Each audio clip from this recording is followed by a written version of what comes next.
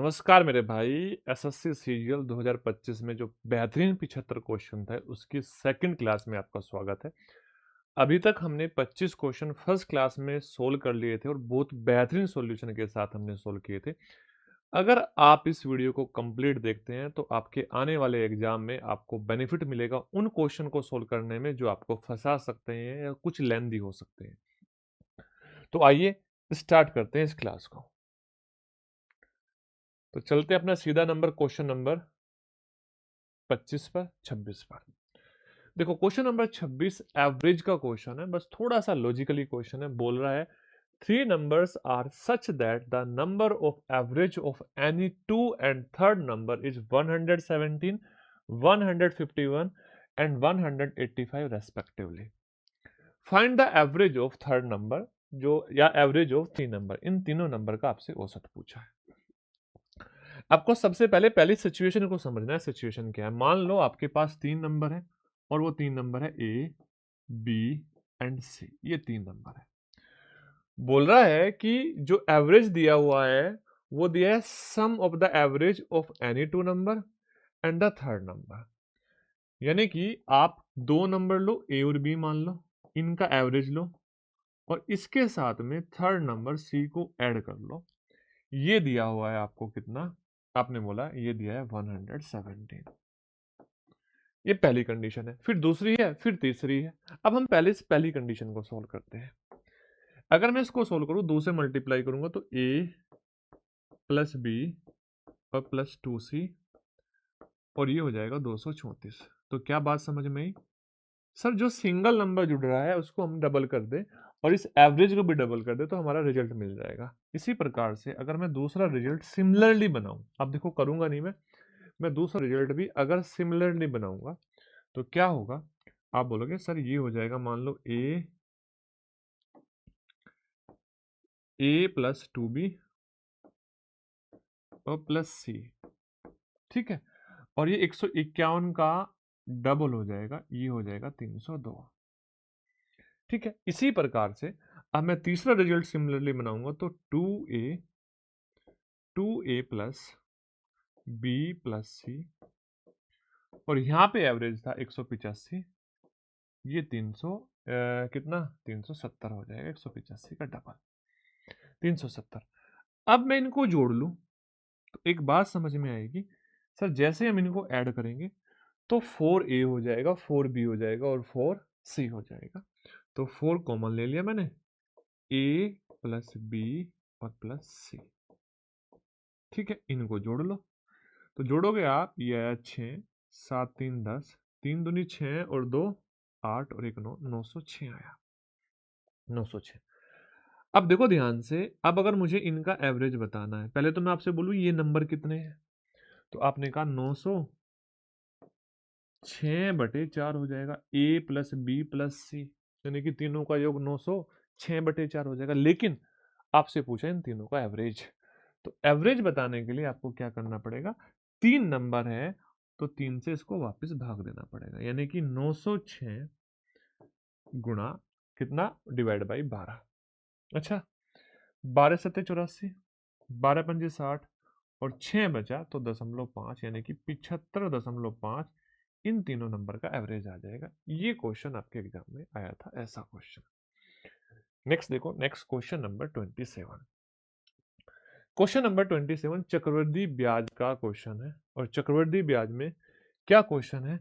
Question है the compound interest on a sum of ₹20,000 at 15% per annum for ₹2/3 year, 2/2/3 साल के लिए आपका कंपाउंड इंटरेस्ट है।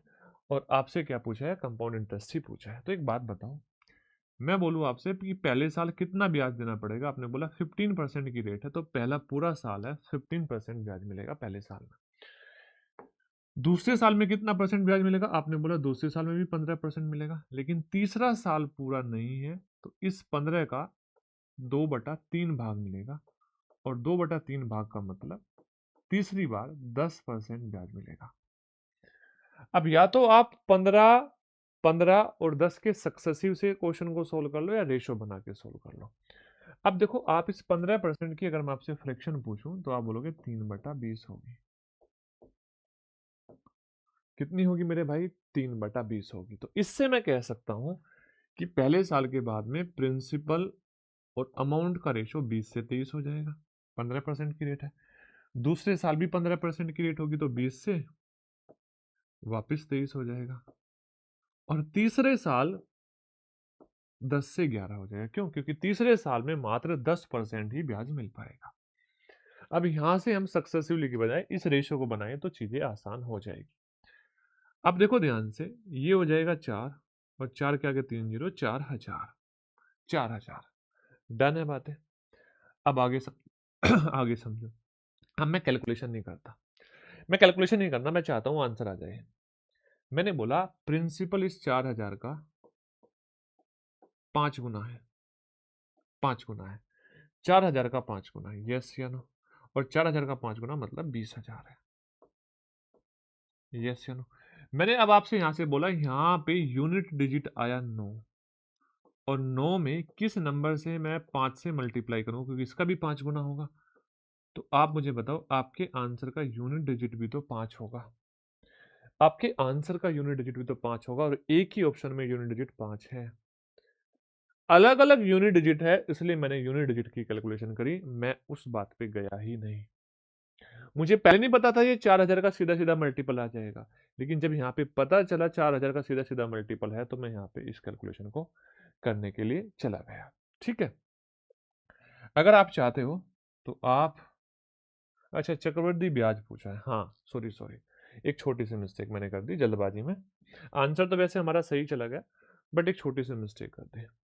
यहाँ पे यूनिट डिजिट 5 है इस वाले की, यानी कि अमाउंट की यूनिट डिजिट 5 आई। बच्चे कंफ्यूज भी हो गए होंगे, मुझे पता है। तो जब अमाउंट की यूनिट डिजिट 5 आई, तो आप ये बताओ जो ब्याज जुड़ रहा होगा उसकी भी तो यूनिट डिजिट 5 ही होगी। तो यानी कि यूनिट डिजिट कितनी आ गई? 5 आ गई। क्लियर है बातें? तो ये आंसर हो गया। अगर आप इसको प्रॉपर करना चाहते थे, प्रॉपर करना चाहते तो यूनिट डिजिट्स तो आ गया, तो आपको इसकी गुणा करनी पड़ेगी। 23 गुणा 23 529, और 529 की 9 में गुणा करनी पड़ेगी, 11 में। तो 9, 9 2 11, 5 2 7 और 1 8 और 5। ठीक है, अब यहां से यहां तक जो ब्याज मिला वो 1819 मिला। अब इस 1819 में 5 से गुणा कर दो, तो 9095, 18 पंजे 90, 19 पंजे 95। तो आपका आंसर हो गया ऑप्शन नंबर बी। ठीक है, बट फिर भी आप थोड़ा सा समय तो बचा सकते थे अगर आप यूनिट डिजिट से इस क्वेश्चन पे जा रहे होते तो। नेक्स्ट देखो क्वेश्चन। नेक्स्ट क्वेश्चन है आपका मिक्सचर का, और मिक्सचर में क्या क्वेश्चन है, यहाँ पे बोल रहा है A 90-liter solution contains 77.5% of alcohol. How many liter alcohol should be added? Then the water becomes 15%. तो आपको यहाँ पे सबसे पहले इसमें एक बात को समझना है, कांस्टेंट क्या है, कांस्टेंट कौन है। तो आपने कहा सर जो कांस्टेंट है ना वो वाटर है। बस इतनी सी बात समझो। पहले आपसे मैंने ये बात पूछी तो आपने मुझे ढूंढ के क्वेश्चन को पढ़ के बताया कि सर जो मात्रा क्वांटिटी कांस्टेंट किसकी है, तो आपने कहा वाटर की जो क्वांटिटी है वो कांस्टेंट है, मतलब निश्चित है, सर्टेन है, जो भी है चेंज नहीं हुई, आप ऐसा भी बोल सकते हैं। मैंने आपसे कहा कि आप वाटर का परसेंटेज बताओ, मैंने कहा आप वाटर का परसेंटेज बताओ, आपने कहा सर 2% है, एक इनिशियल प्रारंभिक, एक प्रेजेंट, 2% है। मैंने कहा दोनों का रेशो बताओ, तो आपका जवाब आया सर यहां पे एल्कोहल 77.5 है, तो 22.5, 22.5 आपका वाटर होगा, तभी तो टोटल 100% रिजल्ट बनेगा, यस या नो? तो मैंने कहा 22.5 इनिशियल में। ठीक है, डन है बातें। अब प्रेजेंट में कितना है, आपने कहा 15% है, तो इसका पहले एक बार रेशो बना लो। 7.5 से इसको भाग दोगे 3 आएगा, और 7.5 से इसको भाग दोगे 2 आएगा। ये आया परसेंटेज का रेशो। क्लियर है? किसका रेशो आया? परसेंटेज का रेशो। अब इसको अगर आप इन्वर्स कर दोगे, इसको अगर आप इन्वर्स कर दोगे, और इन्वर्स कैसे करोगे सर, तो टोटल क्वांटिटी का रेशो आ जाएगा, टोटल क्वांटिटी का रेशो, जो भी पूरी की पूरी घोल की मात्रा है। तो यानी कि ये 2 और ये 3। अब आपने मिलाया क्या, तो आपने शराब मिलाई, अल्कोहल मिलाया, यस या नो। तो कितना मिलाया, आपने बोला सर ये मिलाया हमने 1, जितने 2 का 1, यहाँ पे मिस्टेक कर दी मैंने, 3 लिखना था, 3। तो मिलाया कितना, 1, यस या नो। तो अगर 2 टोटल क्वांटिटी थी तो 1 मिलाया, और 2 रेशो का मान कितना दिया है, 90, और 1 रेशो का मान क्या हो जाएगा, 90 का आधा 45। आप देख रहे हो जो मैंने गोल्डन कंसेप्ट स्टार्ट किए थे उसमें ये मेथड मैंने आपको बताया भी था, और मेथड का नाम है प्रोडक्ट सेम। क्या सेम, प्रोडक्ट सेम। क्यों प्रोडक्ट, क्योंकि टोटल क्वांटिटी का आप परसेंटेज रिजल्ट निकालोगे तो दोनों कंडीशन में जो वोटर आएगा वो सेम आएगा, और जब सेम आता है तो दो चीजें एक दूसरे के इन्वर्सली प्रोपोर्शनल होती है जब हम इसको मल्टीप्लाई करें, यानी कि टोटल क्वांटिटी और परसेंटेज का रेशो एक दूसरे का इन्वर्सली प्रोपोर्शनल होगा। नेक्स्ट देखो, बोल रहा है कि what is must be subtracted from the 23, 29, 17 and 21। इनमें से क्या सब्सट्रैक्ट किया जाए ताकि ये समानुपातिक हो जाए। 23, 29, 17 और 21, इनमें से सब्सट्रैक्ट करना है। इनमें से क्या करना है, सब्सट्रैक्ट करना है। जब आप इनमें से सब्सट्रैक्ट करोगे तो इनका रिलेशन क्या आना चाहिए, समानुपातिक आना चाहिए। मतलब अगर हम x सब्सट्रैक्ट करें तो 23 minus x upon 29 minus x बराबर 17 minus x upon 21 minus x हो जाएगा, माइनस एक्स हो जाएगा। इसके दो तरीके हैं। एक तरीका ये है, पहले तरीका मैं आपको बता दूं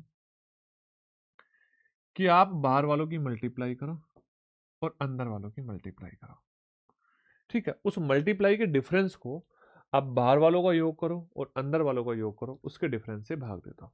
यानी कि 21 गुणा 23, तो आप देखो अगर हम मल्टीप्लाई करेंगे, मैं दोबारा भी बता दूंगा इस क्वेश्चन को, तो जब हम मल्टीप्लाई करेंगे तो ये आएगा आपका 21 गुणा 23, 21 की 23 में गुणा कर दो, 23 से कम 23 का 3 का, और 23 दूनी 46, 46 और 2 48, 483 आया।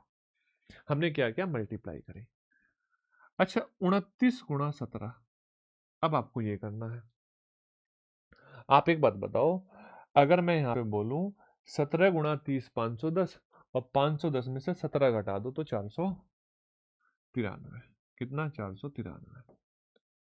अब इन दोनों के डिफरेंस को भाग देना है, इन दोनों के डिफरेंस को भाग देना है किससे, इन दोनों का सम, 21 और किसका, 23 का सम, और 21 और 23 का सम होता है 44, ठीक है। 29 और 17 का सम होता है 46।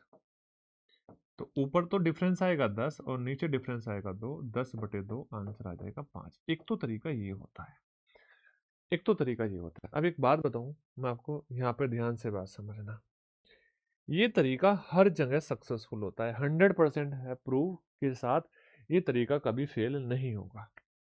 एक तरीका और जो सभी बता रहे हैं, सभी बता रहे हैं, लेकिन मैंने बहुत बार पाया है कि वो तरीका कुछ क्वेश्चन में फेल हो जाता है।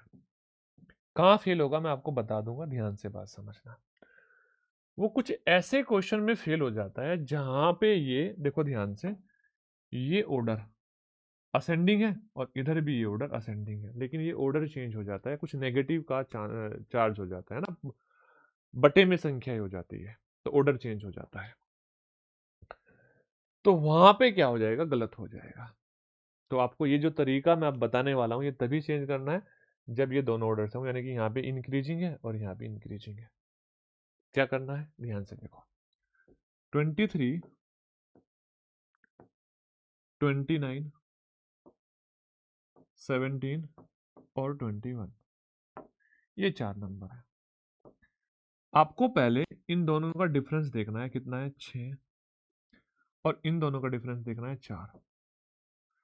इनको रेशो में कन्वर्ट करना है, तो आपने बोला 3 और 2। अब इन रेशो का डिफरेंस ले लेना है, कितना 1। ये आपका पहला काम हुआ, ये आपका पहला काम हुआ। अब आपको क्या करना है, इधर वाले नंबर की मल्टीप्लाई इसके साथ करनी है, थर्ड नंबर के साथ, 17 या 51। इस वाले नंबर की मल्टीप्लाई इसके साथ करनी है, 23 दूनी कितना 46। अब इन दोनों के डिफरेंस को, जो ये रेशो का डिफरेंस था, इससे भाग दे देना है, तो आंसर आ जाएगा 5/1 यानी कि 5। तो उम्मीद करता हूं आपको बात समझ में आ गई होगी, दोनों तरीके से आ गई होगी। ठीक है, नेक्स्ट देखो, बोल रहा है X, Y and Z started a business with a capital of ratio 2:3:5. After 3 years, Z withdraw 40% of the capital. Z ने अपनी कैपिटल का 40% विड्रॉ कर लिया। And after 3 months, Y withdraw the half of the capital. The business continue for the total 18 months. If the total profit is 1,44,000, find the ratio of the share of X, Y और Z. अच्छा, आपको पता होना चाहिए सबसे पहली बात, sir जो प्रॉफिट हो जाता है ना, वो डायरेक्टली प्रोपोर्शनल होता है, इक्वल टू नहीं होता है। जहां इक्वल टू पढ़ाया जा रहा है वो चीजें गलत हो रही है, डायरेक्टली प्रोपोर्शनल होता है। सर आपने जो इन्वेस्टमेंट किया, इन्वेस्टमेंट इनटू टाइम के रेशो में, इन्वेस्टमेंट इनटू टाइम के रेशो में, अगर आप पहली कंडीशन में इन्वेस्टमेंट इनटू टाइम कर दो, दूसरी कंडीशन में इन्वेस्टमेंट इनटू टाइम कर दो, और तीसरी कंडीशन में इन्वेस्टमेंट इनटू टाइम कर दो, तो यहां पे आपके प्रॉफिट का रेशो आपको प्राप्त हो जाएगा। देखो, अब यहां पे आपको देखना है कि आपका जो इन्वेस्टमेंट है पहले वाली कंडीशन में, एक तो क्या था, एक्स था, एक्स के बारे में बात कर रहे हैं, दूसरा वाई था, और तीसरा जेड था। एक्स ने स्टार्ट किया, एक्स ने 2 रुपए पूंजी लगाई, वाई ने 3 लगाई, और जेड ने कितनी लगाई, 5 लगाई। क्लियर है बातें? अब देखो, एक्स के जो इन्वेस्टमेंट है उसमें कोई चेंज नहीं है, और टोटल जो आपका व्यवसाय चला 18 महीने चला, तो मैं सीधा सीधा बोल सकता हूं कि भाई 2 इंटू 18, 2 इंटू 18। ठीक है, वाई ने क्या किया, पहले ये जो इन्वेस्टमेंट था ये 3 महीने तक तो सेम चला, इंटू 3। क्यों, देखो क्या बोल रहा है, वाई नहीं जेड, सॉरी, वाई नहीं जेड, इंटू 3 बोल रहा है। 3 महीने बाद जेड ने अपनी पूंजी का 40% निकाल लिया। अगर हम 5 का 40% देखें, 5 का 40% देखें, तो आप देखोगे 5 का 40% 2 होता है, तो 2 उसने निकाल लिया, तो बचा कितना, 3। अब टोटल 18 महीने था, तो रिमेनिंग 15 महीने उसकी जो पूंजी रही होगी, ये 3 इंटू 5 रही होगी, पूंजी इंटू टाइम। अब वाई ने क्या किया, वाई ने अगले 3 महीने के बाद, यानी कि जब ये 3 महीने में इसने निकाला, उससे अगले 3 महीने, यानी कि टोटल टाइम कितना हुआ है, 6 महीने के बाद अपनी पूंजी का आधा भाग निकाल लिया। अब उसकी पूंजी बची 1.5, और समय हुआ 12, समय हुआ 12। क्यों, क्योंकि 18 महीने था। अब आप इसको जोड़ दोगे तो इनके किसका रेशो आ जाएगा, ये रेशो आ जाएगा इनके इन्वेस्ट, उसका क्या बोलते हैं, प्रॉफिट का। देखो 18 दूनी 36, यस या नो। अच्छा, ये 12 इंटू 1.5 18, और ये भी 18, तो यानी कि 36। तो अगर मैं यहां से देखूं, इन दोनों का रेशो सेम है, क्या कहीं एक ही रेशो में सेम है? आपने बोला यस सर यही सेम है, 3:3। तो इससे आगे क्वेश्चन को सोल्व मत करो, सेम आया ना तो सोल्व ही मत करो। ठीक है, अब देखो ध्यान से, अगर प्रॉपर सोल्व करना है पूरा, तो 15 और 15 तो 45, यानी कि 60। 12 से उसको भाग दूंगा तो 3, 12 से इसको भाग दूंगा तो वापस 3, और 12 से इसको भाग दूंगा तो 5। तो आंसर आएगा 3:3:5। ठीक है, 3:3:5। नेक्स्ट देखो ध्यान से, इस shopkeeper mark goods 50% above the cost price, cost price से 50% अबव क्या कर दिया, मार्कअप कर दिया।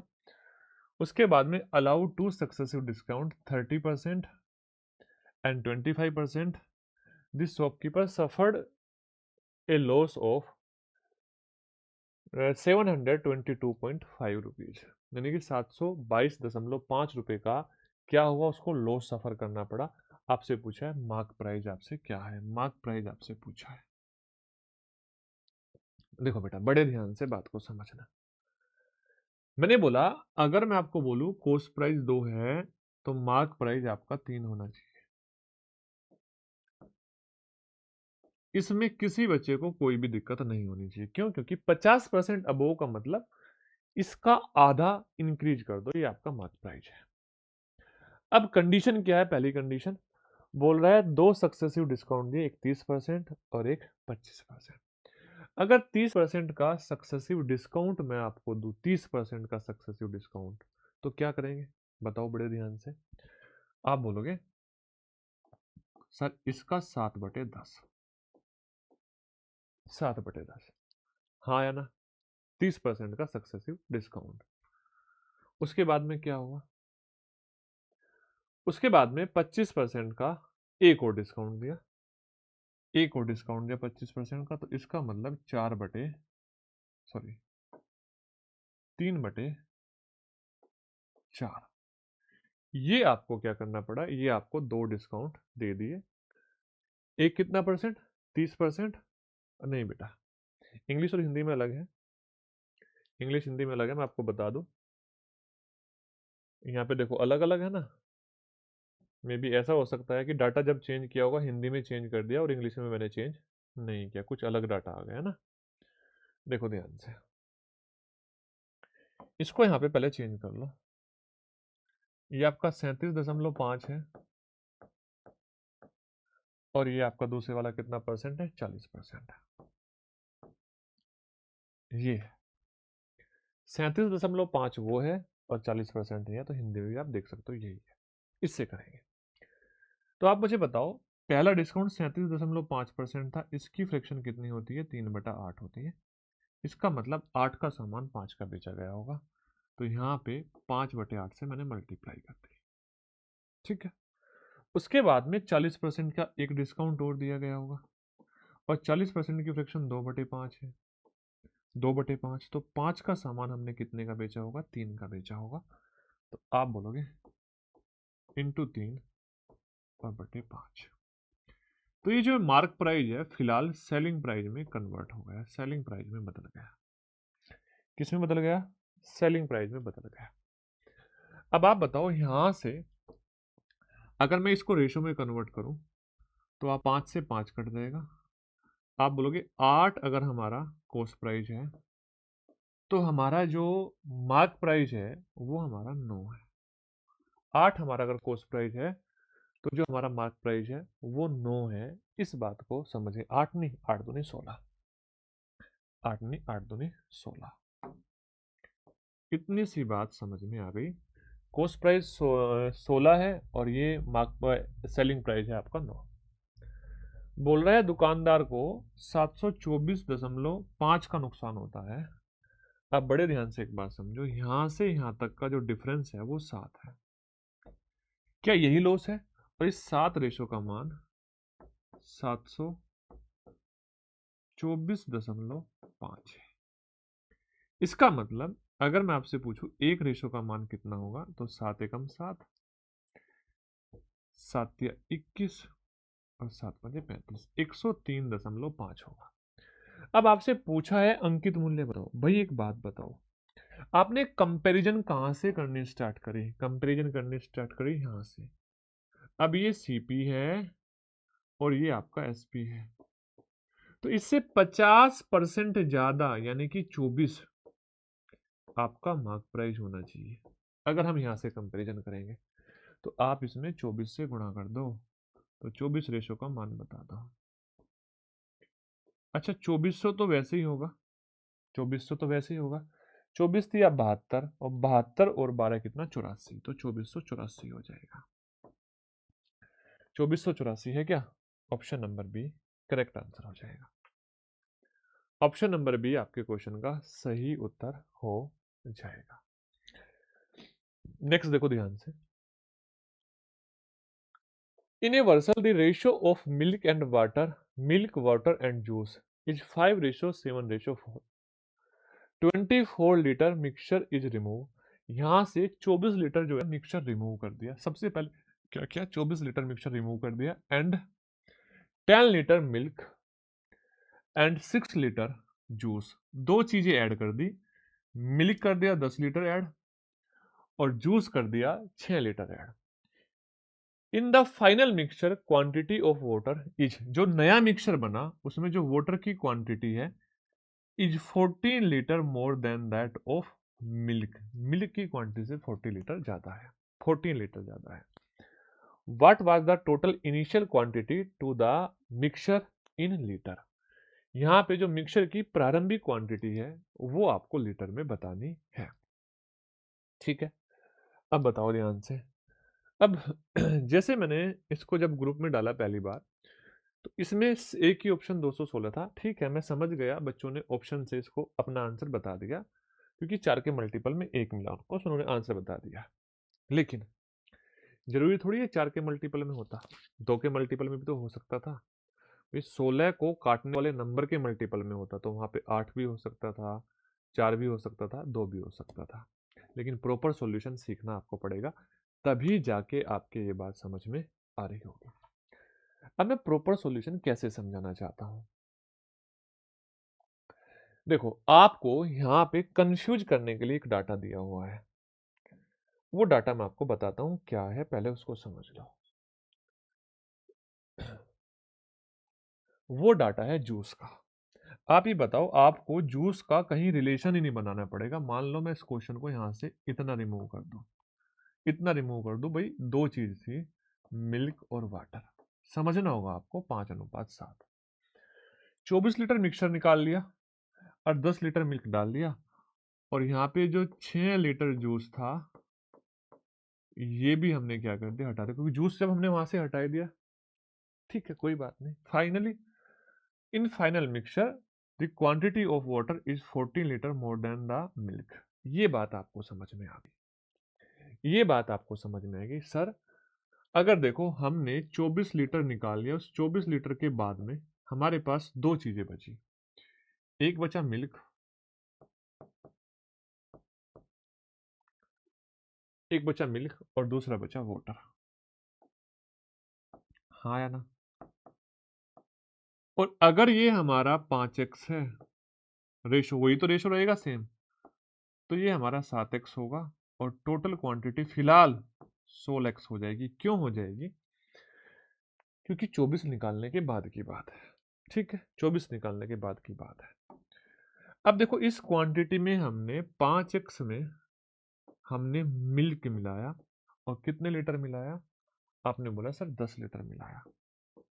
ठीक है, वाटर अभी भी 7x है, अभी भी 7x है, लेकिन फिर भी इन द फाइनल मिक्सर, अब अंतिम मिश्रण में the quantity of water is 14 litre more then the milk. तो अभी भी ये 14 ज्यादा है। अगर इसमें हम 14 जोड़ देंगे तो ये मिल्क की क्वांटिटी इसके बराबर आ जाएगी और 2x का मान 24 आ जाएगा यहां से और x का मान 12 आ जाएगा। अब मुझे बताओ ये क्वांटिटी कितनी आ जाएगी? तो 12 से गुणा कर देंगे, जैसे ही 12 से गुणा कर देंगे तो ये आ जाएगा 192। 192 कब है? 192 इस 24 को निकालने के बाद है, 24 को निकालने के बाद है। तो 24 और जोड़ दोगे 192 में तो आंसर आ जाएगा 116, क्योंकि इनिशियल पूछी थी ना, इनिशियल में तो 24 भी था। आप याद रखना, अगर किसी मिक्सचर को मिलाने के बाद में उसमें से कितनी भी क्वांटिटी मिक्सचर की निकाली जाए तो जो उसमें चीजों को मिलाया गया है उनका रेशो एज इट इज रहेगा, वो कभी भी नहीं बदलेगा। डन है बातें? यस या नो? फटाफट बताओ, हाँ या ना। चलो नेक्स्ट क्वेश्चन करते हैं।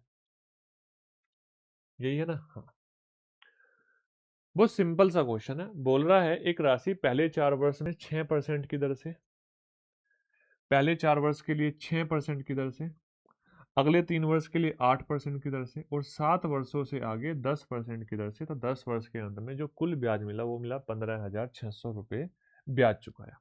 तो प्रारंभिक आय बताओ। एक बात बताओ बड़े ध्यान से, अगर मैं आपसे पूछूं कि टोटल ब्याज कितना मिला, आप ये बता दो। तो आपने कहा कि सर फर्स्ट वाले केस में 4 साल थे, 6% की रेट थी, तो 24% ब्याज मिला। 6% की रेट थी, 24% ब्याज मिला पहले 4 साल में, क्योंकि 4 साल के लिए ये 6% की रेट रही। अगले 3 साल के लिए ये रेट रही 8% की। तो आपने बोला 3 साल और रेट 8%, तो भी 24% ब्याज हो गया अगले 3 साल के लिए। फिर बोल रहा है 7 वर्ष से आगे। अब देखो ये जो 7 वर्ष हो गए ना, 4 और 3 7 वर्ष, इससे आगे 10% की रेट थी। हमें रेट तो पता चला कि 10% थी, लेकिन समय कितना था ये भी तो पता होना चाहिए। टोटल 10 वर्ष थे, तो 7 वर्ष हो चुके, तो कितने वर्ष और बचे? 3 वर्ष और बचे, तो यानी कि इंटू 3। तो यानी कि आपको बात समझ में आई कि 30% ब्याज और मिलेगा। और आपने देखा यहां से जो ब्याज आया वो 78% आया, प्रिंसिपल का 78% ब्याज आया।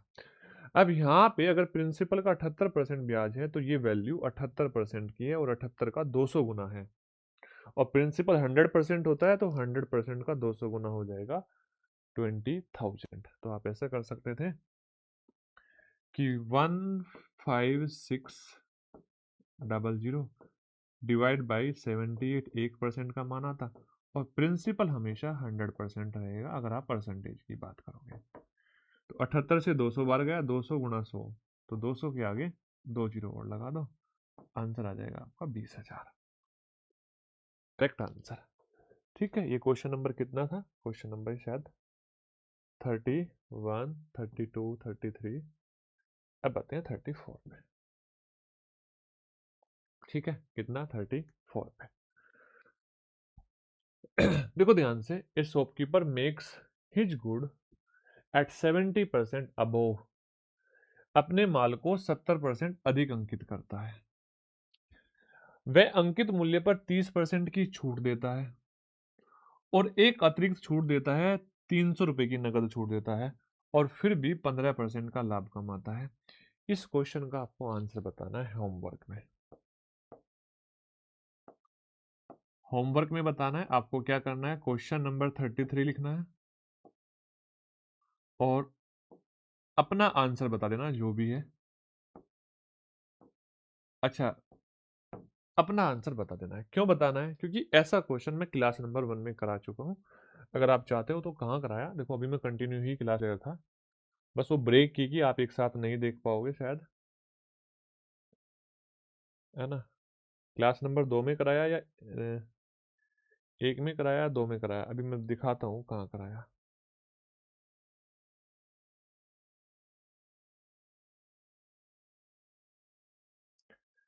एक मिनट का वेट करो।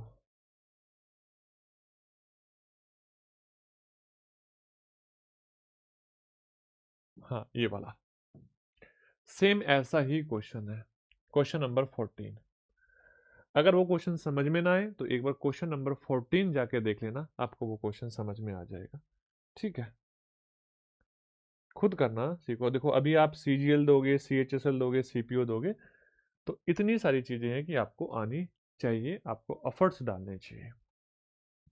देखो ध्यान से, अगला क्वेश्चन है, 3 friends X, Y and Z are cycling on a circular track. एक सर्कुलर ट्रैक पे 3 दोस्त है X, Y और Z जो साइकिलिंग कर रहे हैं with a circumference of 3 kilometre. जो आपका ट्रैक है उसकी जो सरकमफ्रेंस है वो 3 किलोमीटर है। मैं एक ट्रैक बना देता हूँ ऐसे, ये आपका ट्रैक है और जिसकी सरकमफ्रेंस 3 किलोमीटर है, परिधि 3 किलोमीटर है, मतलब इसका एक चक्कर चलने में आपको 3 किलोमीटर की डिस्टेंस चलनी पड़ेगी।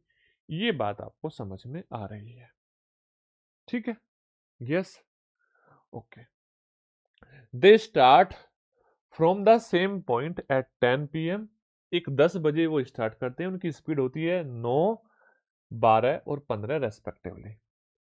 How many times they how many times will they are meet at starting point if they continue cycling at 3 PM। अच्छा, 10 बजे चले, 10 बजे चले और 3 बजे तक उन्होंने कंटिन्यू साइकिलिंग चलाई और उन्होंने बोला वो सारे के सारे चारों के चारों एक साथ स्टार्टिंग पॉइंट पे कितनी बार मिलेंगे, एक साथ स्टार्टिंग पॉइंट पे कितनी बार मिलेंगे। अब जैसे मान लो ये सारे के सारे एक ही डायरेक्शन में जा रहे हैं, एक ही डायरेक्शन में जा रहे हैं और वो डायरेक्शन क्या है, मान लो ये वाली डायरेक्शन है। ठीक है, पहले की स्पीड है 9 किलोमीटर प्रति घंटा, 9 किलोमीटर प्रति घंटा। दूसरे की स्पीड है 12 किलोमीटर प्रति घंटा और तीसरे की स्पीड है 15 किलोमीटर प्रति घंटा। यस या नो? तीसरे की स्पीड है 15 किलोमीटर प्रति घंटा। आप यहां से एक बात समझो, अगर इनको 3 किलोमीटर का एक चक्कर लगाना है तो ये समय कितना लेगा, ये लेगा 1/3 घंटा। अगर मैं बात करूं टाइम की, पहले हमने पूछा टाइम पूछा मैंने आपसे, तो आपने कहा 1/3 घंटा। अब इस 1/3 घंटा को मैं मिनट में भी लिख सकता हूं। 1/3 घंटा यानी कि सर ये 20 मिनट में एक चक्कर लगा लेगा। हर 20 मिनट के बाद में ये इस स्टार्टिंग पॉइंट पर होगा। ठीक है, यहां पे आप बोलोगे सर 3 से भाग दोगे, 3 चौक 12, तो 1/4 घंटा समय लगेगा और 1/4 घंटा को मैं 15 मिनट बोलूंगा। ये हर 15 मिनट के बाद यहाँ पे होगा। और यहां से आपने बोला 1/5 घंटा और ये हर 12 मिनट के बाद आपके स्टार्टिंग पॉइंट पर होगा। कितने मिनट के बाद? 12 मिनट के बाद ये आपके स्टार्टिंग पॉइंट पर होगा। अब मेरी बात बड़े ध्यान से समझना, 3 लोग प्रत्येक, पहले वाला हर 20 मिनट के बाद इस पॉइंट पर आता है, दूसरे वाला 15 मिनट के बाद और तीसरे वाला 12 मिनट के बाद। तो इसका मतलब अगर मैं इनका एलसीएम ले लूं, इनका एलसीएम ले लूं, आपसे एलसीएम बोल दूं, इनका एलसीएम हो जाएगा 60 मिनट, यानी कि हर 60 मिनट में ये तीनों के तीनों एक साथ यहां पे होंगे, तीनों के तीनों एक साथ यहां पे होंगे हर 60 मिनट में। जब ये हर 60 मिनट में तीनों के तीनों एक साथ हो गए, तो ये बताओ उन्होंने यहां से यहां तक 3 बजे तक कितनी बार मिलेंगे। एक तो 11 बजे मिलेंगे, एक 12 बजे मिलेंगे, 1 बजे मिलेंगे, 2 बजे मिलेंगे और 3 बजे मिलेंगे। टोटल कितनी बार मिल रहे होंगे? टोटल 5 बार मिल रहे होंगे। यस या नो? आप बोलोगे यस सर। ठीक है भाई, समझ में आ रही बात? नेक्स्ट क्वेश्चन देखो, नेक्स्ट क्वेश्चन बहुत आसान सा क्वेश्चन है, मिक्सर का क्वेश्चन है। मिक्सर के क्वेश्चन काफी आए थे आपके पेपर में। एक टंकी में 81 लीटर शुद्ध सिरप है और 9 लीटर के सिरप को निकाल लिया जाता है। इसमें से 81 में से 9 निकाला जाता है, उसकी जगह क्या डाल दिया? वापस पानी डाल दिया। फिर इस मिश्रण में से 9 लीटर फिर निकाला और फिर पानी डाल दिया। ये प्रोसेस कितनी बार होगी? 2 बार होगी। ऐसा भी बोल सकता था कि 2 बार और, तो 3 बार हो जाती, 3 बार और तो 4 बार हो जाती। ये 2 बार हुई। तो बोल रहा है अंतिम मिश्रण में सिरप और पानी का अनुपात बताओ। अच्छा एक बात बताओ ध्यान से, अगर मैं आपको बोलूं कि भाई हमने 81 में से 9 निकाल दिया, 9 निकाल दिया, यही तो हुआ। तो आप मुझे बताओ पहले वाली कंडीशन में आपके पास 72 बचा। यस या नो? कितना बचा? 72। लेकिन मैं यहां पे आपको कहना चाह रहा हूं क्या, ये एक मिनट,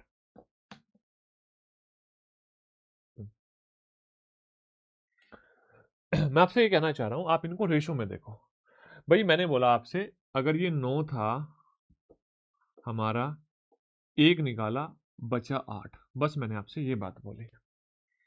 अगर टोटल मिश्रण 9 था, 1 निकाला बचा 8, यानी कि अगर हमारा मिश्रण 81 था, पहले वाली कंडीशन में टोटल 9 होगा और बचेगा 8।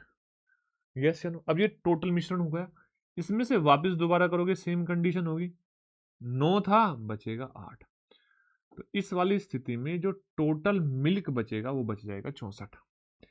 81 टोटल मिल्क था और बचेगा 64। तो आप ये बताओ आपने इसमें कितना पानी मिलाया? तो ये टोटल 81 है। अब तो आपने बोला सर 17 हमारा पानी मिल गया। आपसे यही क्वेश्चन में पूछा है कि अंतिम मिश्रण में सिरप व पानी का अनुपात बताओ। तो सिरप 64 और पानी 17, सिरप 64 पानी 17। नेक्स्ट देखो ध्यान से, बोल रहा है रवि बोरो 40,000 from A lender is charge of 8% and B charge 5%.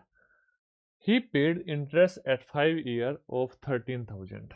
देखो ध्यान से, रवि ने 40,000 रुपए दो ऋणदाताओं से उधार लिए, एक से 8%, दूसरे से 5%।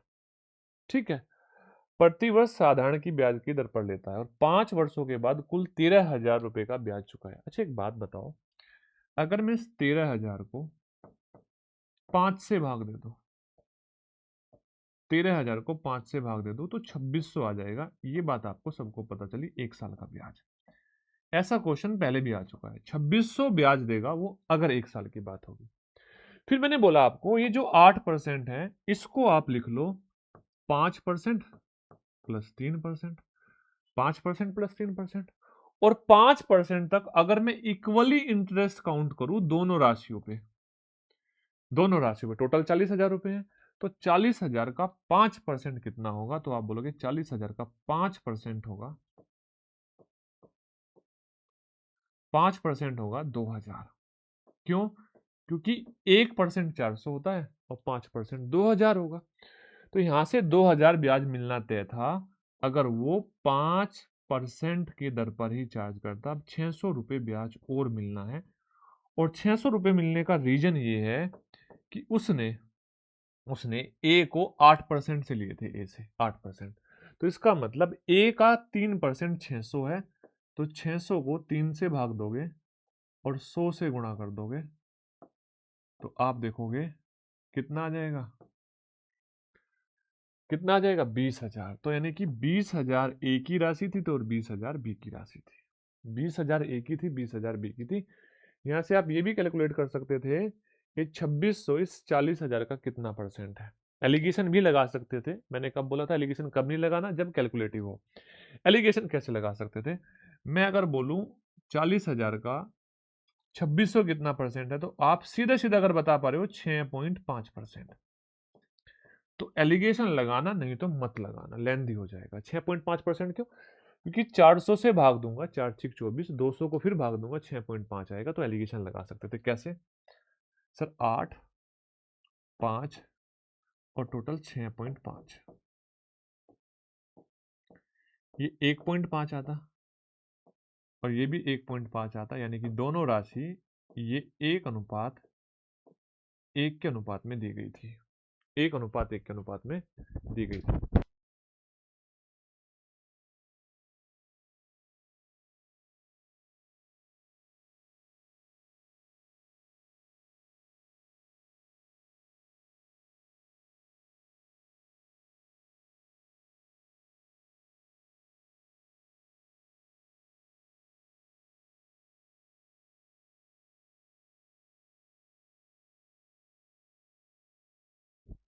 चलो भाई नेक्स्ट क्वेश्चन देखो ना।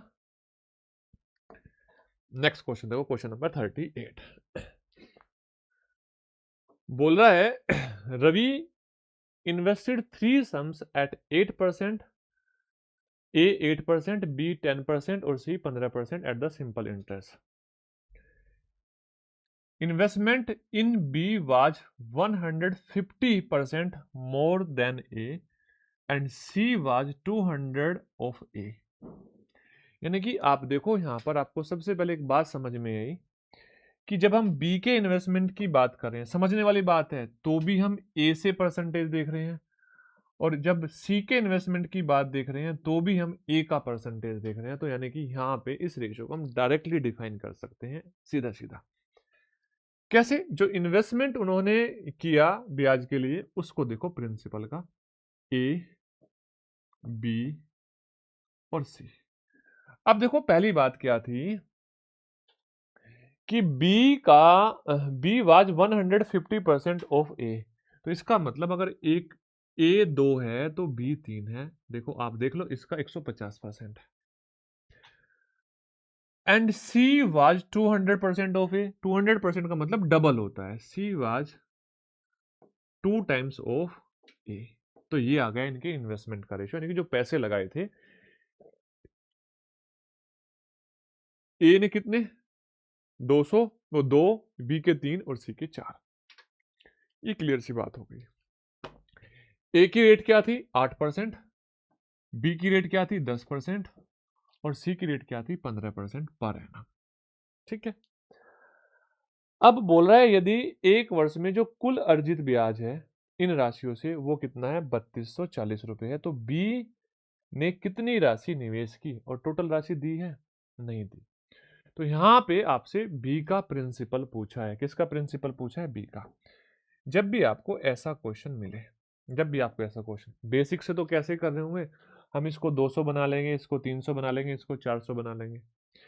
इसका प्रिंसिपल, इसका वो इंटरेस्ट निकालेंगे 8% की दर पर, इसका 10% की दर पर, इसका कितने परसेंट की दर पर? 15% की दर पर, तब जाके हम कंपेरिजन करें। लेकिन आप एक बात को समझो, बस सीधा सीधा ऐसे करना, 2 × 8, 2 × 8, यानी कि अगर ये 200 होता, ये 300 होता और ये 400 होता, तो क्या आपका ब्याज यहाँ पे 8% की रेट थी तो 2 × 8 मिलता। दूसरे वाले में कितना मिलता? 3 × 10, 3 × 10। और तीसरे वाले में कितना मिलता? 4 × 15। ये आपको ब्याज मिल रहा होता। यस या नो? अगर आप देखोगे 200 का 8% 16, 300 का 10% 30, सिंपल सा लिख सकते, तो 400 का 15% 60। तो यहां से हम बोल सकते थे 16, 30 और आपका कितना 60। यस या नो? 16, 30 और 60। तो ये जो आपका इंटरेस्ट आया, ये आया 106। कब आया इंटरेस्ट? जब पहला प्रिंसिपल 200 है, दूसरा 300 है, तीसरा 400 है। तो 106 का मान दिया हुआ है। आप ये बताओ 106 का मान, ये गलत तो नहीं है यहाँ पर? 3024, इसको बेटा, इसको मेरे भाई 3018 करो, 3018। ठीक है, 3018 करो, ये होना चाहिए था। हो सकता है टाइपिंग एरर। तो आप मुझे बताओ क्या इसका 30 गुना ब्याज है? तो इसका मतलब आपकी धनराशि भी ये वाली पूछी है। कौन सी पूछी है? बी। तो इसका 30 गुना होगा और बी का 30 गुना हो जाएगा 9000, यानी कि आपकी धनराशि हो जाएगी 9000। क्लियर है बात? ऑप्शन नंबर डी आपका करेक्ट आंसर हो जाएगा। ऑप्शन नंबर डी आपका करेक्ट आंसर हो जाएगा। ठीक है, चलो नेक्स्ट देखो क्वेश्चन 39। नेक्स्ट देखो क्वेश्चन नंबर 39, बोल रहा है 60,000 के एक इंसेंटिव अनुसंधान मानव संसाधन और अभियांत्रिकी के विभाग में, एक विभाग है जिसमें अनुसंधान है, मानव संसाधन है और अभियांत्रिकी है, के विभाग में 6:5:4 में बांटा गया है। टोटल कितने रुपए? 60,000। अब बोल रहा है एचआर विभाग में, एचआर विभाग में 3500 पुस्तकों पर और 6500 वर्कशॉप पर खर्च करता है। एचआर, एचआर मतलब कौन सा होता है आप समझ जाओ, जो मानव संसाधन होता है ना, ये एचआर होता है। आप देखोगे, लिखोगे यहाँ पे इंग्लिश में देख लो, एचआर मतलब ह्यूमन रिसोर्सेज एंड ये रिसर्च एंड डेवलपमेंट। तो एचआर, एचआर के पहले तो हिस्से में चेक करो कितने आए, फिर उसके बाद में आपने देखा एचआर में से 3500 तो पुस्तकों पर दे दिए, 6500 वर्कशॉप पर खर्च कर दिए और शेष राशि थी जो वो 2 कर्मचारियों में बांट दी 3:2 के अनुपात में। तो बोल रहा है बड़े वाला हिस्सा बताओ। देखो सबसे पहले आप ये देखो टोटल 60,000 थे। अब जब ये टोटल 60,000 थे, आपको इसमें से एचआर का हिस्सा बताना है। एचआर का हिस्सा बताना है। देखो 6, 5, 11, 4, 15, टोटल धनराशि 15 है, तो एचआर का हिस्सा कितना है? 3 है, 5 है, तो 15 से भाग दे दो और 5 से गुणा कर दो। तो यानी कि एचआर के हिस्से में आए 20,000 रुपए, है ना? 20,000 में, 20,000 में से 3500 ये पुस्तकों में दे दिए और 6,500 ये वर्कशॉप पर खर्च कर दिए, तो इन दोनों को जोड़ेंगे 10,000 आएगा। तो अब जो शेष बचे 10,000, 10,000। अब इस 10,000 में से बड़े वाले को जिसको ज्यादा मिलेंगे कर्मचारी उसको 3 मिलेंगे और कम वाले को 2 मिलेंगे और टोटल हो जाएंगे 5, यानी कि टोटल अगर 5 थे तो बड़े वाले को 3 मिले। तो आप इसमें से 5 से भाग दे दो और 3 से गुणा कर दो, तो आपका आंसर आ जाएगा 6,000। कितने हजार? 6000। यस या नो? आपने बोला यस सर, बात समझ में आ गई। नेक्स्ट देखो ध्यान से। नेक्स्ट क्वेश्चन है, in a exam with 150 question, history 30 question, math 70 question और English 50 question, a student get 60% in history, history में 60% नंबर लाता है, 50% in math, 35% English and passing is 75% marks. और पास होने के लिए उसको 75% मार्क्स चाहिए थे। तो बताओ how many questions he have to clear. अच्छा, तो उसको कितने और सही होना चाहिए था, है ना? हाउ मेनी मोर, हाँ, और कितने और क्वेश्चन उसको सही करने पड़ेंगे। अब देखो यहां से बहुत सारे बच्चे क्या होंगे कि यहाँ से पहले टोटल का एवरेज निकालेंगे और तब जाके क्वेश्चन को सोल्व करेंगे। नहीं, मैं बोल रहा हूँ डायरेक्ट चीजों को हम कैलकुलेट कर सकते हैं। कैसे? देखो, इतिहास में 30 क्वेश्चन थे, 60% आपने सही किए और टोटल 75% आपको स्कोर लाना है। तो इसका मतलब 75%, टोटल के 75% क्वेश्चन सही करने पड़ेंगे। ठीक है। अब आप देखो यहाँ पे इस 30 का 15%, 30 का 15% की और जरूरत है। और मुझे बताओ 30 का 15% कितना होगा? अब देखो 30 का 10% 3 होता है, 15% होगा 4.5, यानी कि 4.5 क्वेश्चन तो यहाँ करने पड़ेंगे। अब गणित में 70 क्वेश्चन थे, 50 उसने कर दिए, 50%, तो 25% और करने पड़ेंगे ना 75 करने के लिए पूरा का पूरा। तो 70 का 25%, और 25% का मतलब होता है 1/4 हिस्सा। कितना हिस्सा? 1/4 हिस्सा। तो ये हो जाएगा 17.5, 17.5 यहाँ पे करने पड़ेंगे। अब देखो अंग्रेजी में टोटल 50 क्वेश्चन थे, 50 क्वेश्चन 35% सही किए, तो इसका मतलब 40% और सही करने पड़ते हैं अंग्रेजी में, तभी तो सब में इक्वल 75% आते हैं। तो इसमें 40%, तो 50 का 40% होता है 20, इसको जोड़ेंगे टोटल 42। तो आपको ये बात समझ में आ जाएगी, टोटल 42 क्वेश्चन और सही करने थे। लेकिन बच्चा क्या होता है, यहाँ से टोटल परसेंटेज निकाल के टोटल क्वेश्चन से कैलकुलेट कर रहा होता है, जिससे ये क्या हो जाता है, क्वेश्चन लेंदी हो जाता है। आपको क्वेश्चन लेंदी नहीं करना है, क्वेश्चन को बड़े आसान तरीके से करना है। ठीक है।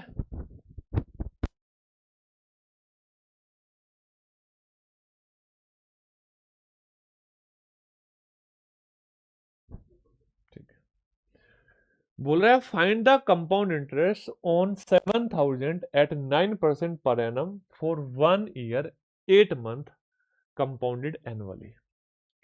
आपको 1 साल 8 महीने का चक्रवृद्धि ब्याज बताना है, और कितने की दर से? 9% की दर से। देखो 1 साल 8 महीने का मतलब है पहले 1 साल में तो पूरा का पूरा 9% ब्याज मिला होगा, पूरा का पूरा 9%।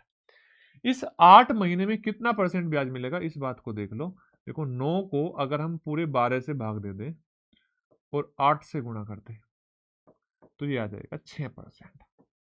देख लो एक बार कैलकुलेट करके, 4 दूनी 8, 4 तिया 12, 3 तीनी 6% आ जाएगा। तो यानी कि आपको ये बात समझ में आ गई कि पहले साल 9% ब्याज मिलेगा, पहली बार के में 9% इंक्रीज होगा और फिर 6% और इंक्रीज होगा।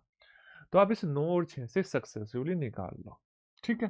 तो 15% तो यही होगा, 9 और 6 15, 9 छिका 54, और 54 को 100 से भाग देंगे तो 15.54% आपको क्या मिलेगा, CI मिलेगा। अब यहां से रेशो में नहीं जाने की जरूरत। अब कितने का पूछा है? 7000 का। तो इसका मतलब अगर आपसे CI ही बताना है तो 15.54 में 70 की गुणा कर दो। क्यों? क्योंकि 1% का मान 70 है, 1% का मान 70 है, दशमलव में 8 आएगा, तो कैलकुलेशन ही करनी पड़ेगी, कैलकुलेशन करनी पड़ेगी। सबका यूनिट डिजिट क्या है? यूनिट डिजिट 8 है। यहां से डिजिटल सम की हेल्प से भी आप क्वेश्चन को कर सकते हो। ठीक है। 6 डिजिटल सम आएगा, बाद में चेक कर लेंगे, छोड़ो, अभी क्वेश्चन को सीख रहे हैं। तो 0, 7 चौक 28, अच्छा 7 पंजे 35, 35 और 2 कितना? 37। तो 7.8 है, 2 ऑप्शन में यहाँ भी। 7 पंजे 35, 35 3 38, 7 और 3 10, और 2 स्थान पे दशमलव, यानी कि 1087.8। ऑप्शन नंबर सी आपका करेक्ट आंसर हो जाएगा। अब देखो इसका डिजिटल सम अगर आप चेक करोगे, 8 और 1 9, 7 8 7 15 और 15 का डिजिटल सम वापस आएगा 6। मैंने बोला था ना 6 आएगा यहां से, क्योंकि मैंने 6 चेक कर लिया था। कैसे चेक कर लिया था? आप बोलोगे 9, ये 7 और ये 6, 7 6 42 और 42 का वापस में 6 हो जाएगा जोड़ने के बाद डिजिटल सम। बट जब इतनी आसान सी कैलकुलेशन थी तो क्यों डिजिटल सम का साथ लेना? पहले कैलकुलेशन करनी भी आपको सीखनी पड़ेगी। नेक्स्ट क्वेश्चन देखो, बड़े ध्यान से इस बात को समझो, ठीक है। क्वेश्चन नंबर 42, क्वेश्चन नंबर 42 करो भाई जल्दी, फटाफट एक बार चेक करो। क्वेश्चन नंबर 42, ठीक है। क्वेश्चन नंबर 42 देखो, एक डिजाइनर बैग का मूल्य उसके लागत मूल्य से 60% अधिक है। अब बोल रहा है त्योहार पर इसे अंकित मूल्य पर 25% की छूट पर पेश किया गया और ग्राहक को हालांकि एक ग्राहक को छूट वाले मूल्य पर y% की अतिरिक्त छूट भी मिलती है, यानी कि पहले 60% बढ़ा दिया, फिर 25% की छूट दी और फिर y% की एक छूट और दी, और यहाँ पे बैग का अंतिम मूल्य कितना हो गया? 3960 हो गया। यदि सभी छूट के बाद भी दुकानदार को लागत मूल्य पर 10% का लाभ होता है तो बताओ बैग का लागत कीमत और y का मान ज्ञात करो। देखो एक बात, बड़े ध्यान से बात समझना, हम यहाँ पे बैग की लागत कीमत बड़े इजीली बता सकते हैं। क्यों? क्योंकि 10% का लाभ है और कितने का बेच रखा है? 9, कितने का? 3660 का। कितने का बेच रखा है? 3660 का। इतनी सी बात बड़े इजीली बता सकते हैं हम कि हम सीपी क्या है। तो आपने बोला 3960, यस या नो? 3960 और बटे 11 इंटू 10, यानी कि यहां से ये बात तो पता चली कि हमारा सीपी 3600 आ गया, 3600 आ गया। लेकिन इसको 60% बढ़ाया, ठीक है, 60% बढ़ाया, ओके, और फिर 25% की छूट दी और फिर y%। समझो ध्यान से, करो। देखो अगर मैं आपसे बोलूं, इसको छोड़ दो, अगर मैं आपसे बोलूं सीपी की बात, सीपी अगर हमारा 5 है तो जो मार्क प्राइस है वो 8 होना चाहिए। अगर मैं रेशो की बात करूं, किसकी बात करूं? रेशो की बात करूं, यस। लेकिन यहाँ पे हम रेशो नहीं ले रहे, हम बोल रहे हैं जो भी हमारा मार्क प्राइस है उसको 25% कम किया गया। कितना किया गया? 25% कम किया गया, ओके, ठीक है। उसके बाद में जो भी आया उस पे y% का डिस्काउंट दिया गया, और उसके बाद में ये जो हमारी वैल्यू आई ये आई 3960, 3960। यही बात आपको वो कहना चाह रहा है, ओके। अब देखो ध्यान से, ये बात तो कंफर्म हो गई कि ये दो तो आंसर हमारे हैं नहीं, कुछ थोड़ा सा लॉजिकली क्वेश्चन फंस रहा है। बेसिक से तो मैं कर ही सकता था, कुछ लॉजिकली मिल जाए तो ज्यादा बेटर होगा। सीपी 3000, देखो ये तो बेसिक से तो ये जा सकते हैं हम 3600, 3600 से यहाँ से क्या करो, 60% बढ़ा दो, 60% बढ़ा दो, उस पर 25% की छूट दो, फिर इससे ये कितना कम है ये आप बता दो, तो यहाँ से आपका क्या आ जाएगा? y% का डिस्काउंट आ जाएगा। चलो वो हम वही करते हैं ना, हम वही करते हैं। देखो ध्यान से भाई, हमारा कोस्ट प्राइस था 3600, यस या नो? 3600, 3600 को हमने 60% बढ़ाया तो 8/5 हो गया, यस या नो? उस पर वापिस हमने क्या किया, दूसरी सीट दी 25% की, तो ये क्या हुआ? 3/4 हो गया। अब यहां से हमने एक छूट और दी y% की, और जो इसका मूल्य हो गया वो हो गया कितना? 3960। अब यहां से एक बार रेशो देख लो और पता चल जाएगा कितने की हम छूट दे रहे हैं। कैसे देखोगे? देखो ध्यान से, अगर मैं देखूं यहां पर ये 11 बार जाएगा और ये 10 बार जाएगा, ये तो सबको पता है। अब देखो ध्यान से, ये क्या हो जाएगा, आप बोलोगे सर 5 से 2 बार जाएगा और ये 4 से 2 बार जाएगा, तो इसका मतलब 12 से 11 हो जाएगा।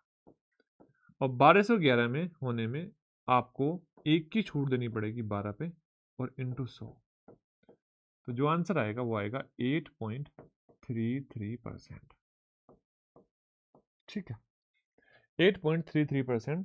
ये 8.33% पहले ही हम बता सकते थे, लेकिन हम चाहते कुछ लॉजिकली चीज ऐसी मिल जाए कि जिससे ये y% सीधा सीधा आ जाए, और अभी भी हम रेशो की हेल्प से ऐसा कुछ कर सकते हैं। रेशो की हेल्प से हम ऐसा कुछ कर सकते हैं। ठीक है, चलो मैं बता सकता हूं अगर आप समझ पाओ तो। देखो आपको पता है, इस क्वेश्चन को अगर मैं हटा दूं, आपको पता है सीपी और एसपी कितना है, एसपी आपका 11 है। पहले इसको कितना परसेंट बढ़ाया गया, 60% बढ़ाया गया, तो आप देखो ये आपका 8 कर दो और ये आपका 5 कर दो और ये आपका 8, भाग दे दो बस। ठीक है, फिर क्या किया गया, फिर आपका 25% डिस्काउंट किया गया, ये 4 और ये 3, बस आपका आंसर आ जाएगा। ये वो लॉजिक था, मैं इसको ढूंढ रहा था। अब आधे बच्चों के ये समझ में नहीं आएगा कि क्या किया है। ठीक है, ये वो लॉजिक था। आप देखोगे ध्यान से, आप देखोगे यहां पर ध्यान से, ये 2 बार जाएगा, 2 से ये 4 बार जाएगा, अब इधर 12 हो जाएगा और इधर 11 हो जाएगा। आ गया ना, ये आ गया ना, यही तो हमसे निकालना था, तीसरे वाली छूट। अगर आप डिस्काउंट मुझसे पढ़ा होता तो आपको ये चीज समझ में आती कि मैंने ये इतनी फास्ट कैसे कर दिया। क्वेश्चन में बाकी कुछ नहीं किया, ये सेकंड मेथड है, सेकंड मेथड।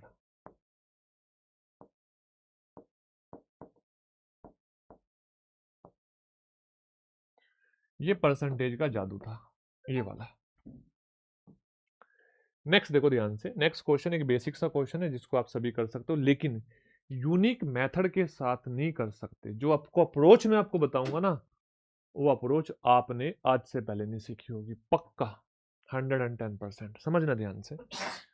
बोल रहा है ए और बी, हमारी सिमरन जी को जुकाम हो गया। ए और B can complete a certain task together in 30 days. आप इस बात को समझो, इन 30 डेज में, देखो क्वेश्चन को पहले समझ लो, इन 30 डेज में ए भी 30 दिन काम करता है और बी भी 30 दिन काम करता है। ए द्वारा 16 दिन काम करने के बाद बी से इस कार्य को 44 दिन में पूरा कर लेता है। आप ये बताओ, क्या कहीं ऐसा लिखा है कि दोनों एक साथ काम करने आए? तो आपने बोला नहीं सर, दोनों एक साथ काम करने नहीं आए। तो फिर क्या हुआ, ए ने मात्र 16 दिन काम किया और बी ने किया कितने दिन काम, 44 दिन। तो आप ये बताओ, एक काम तो करता था 30 दिन, तो ए ने अपने हिस्से का 14 दिन का काम नहीं किया। ए ने अपने हिस्से का 14 दिन का काम नहीं किया, जिसको कौन करेगा, अब बी करेगा। अब 30 से जितने ज्यादा दिन बी ले रहा है उतना समय ले रहा है, तो यानी कि 14 दिन में ही बी करेगा, 14 दिन में ही इस काम को बी करेगा। और यहां से ये पता चली कि ए और बी की एफिशिएंसी बराबर है, ए और बी की एफिशिएंसी बराबर है। और जब एफिशिएंसी बराबर होती है दो लोगों की, दो लोग मिलकर जितना समय ले रहे होते हैं, जितना समय ले रहे हो, तो उसका डबल अगर मैं कर दूं, 30 का डबल 60, तो 60 ही अकेला ए लेगा और 60 ही अकेला बी लेगा, और आंसर आएगा इसका 60। ठीक है, क्लियर है बातें। नेक्स्ट क्वेश्चन देखो बड़े ध्यान से। बोल रहा है pipe A can fill a tank in 20 minute, pipe B can fill 30 minute and they start together, but after 5 minute the rate of A becomes half and the rate of B becomes double.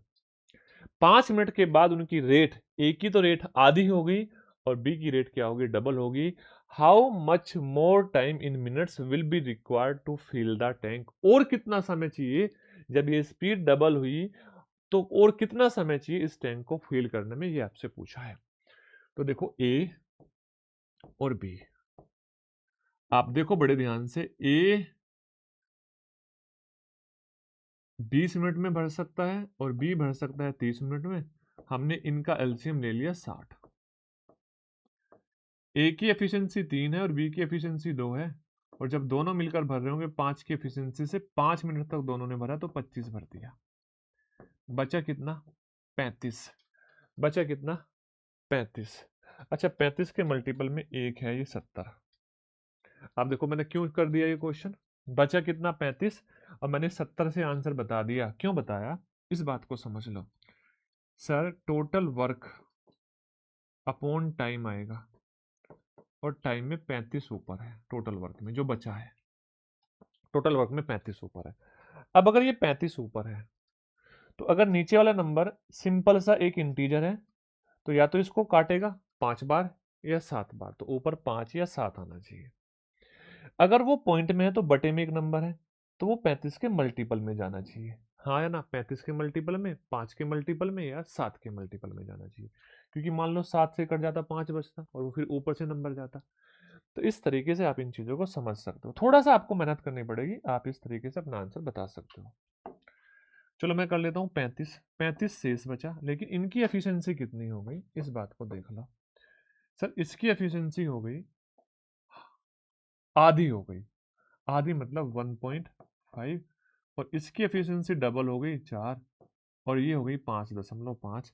35 को 5.5 से भाग दोगे तो आप बताओ, 35 को 5.5 को मैं 11/2 लिख सकता हूँ। 11/2। देखो ना, आई ना बात समझ में? 5.5 तो था, लेकिन 11/2 आया। अब ये 2 ऊपर जाएगा और 11 नीचे आएगा, तो 70/11। That is your answer. आपके क्वेश्चन का बिल्कुल सही उत्तर होगा। ठीक है, नेक्स्ट क्वेश्चन। ये आज की इस क्लास का अंतिम क्वेश्चन है। ठीक है, क्या है? रुपये 12,000 12,000 is lent at a certain rate of simple interest for 1 year. 1 साल के लिए। आफ्टर 6 मंथ, 6 महीने बाद 800 is lent at the rate of twice, at the rate of twice of the original rate. जो ओरिजिनल रेट थी उसके दुगने rate पर लिए।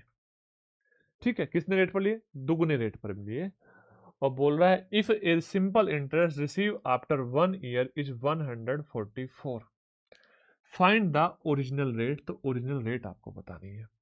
देखो ध्यान से, मैंने आपसे एक बात बोली, आपको इंटरेस्ट कैसे मिलता है, आप इंटरेस्ट कैसे कैलकुलेट करते हो? तो आपने कहा सर जो इंटरेस्ट कैलकुलेट होता है वो होता है rate into time. Rate into time, हाँ या ना? अब देखो पहले वाले केस में 1 साल है, और 1 साल है और रेट है, तो R% ब्याज मिलेगा। और दूसरे साल केस में आधा साल है, 1/2 साल है, और रेट है 2R, तो यहां भी R% ब्याज मिला। यहां भी कितना ब्याज मिला? R% ब्याज मिला। दोनों स्थितियों में आपको क्या ब्याज मिला? R% ब्याज मिला।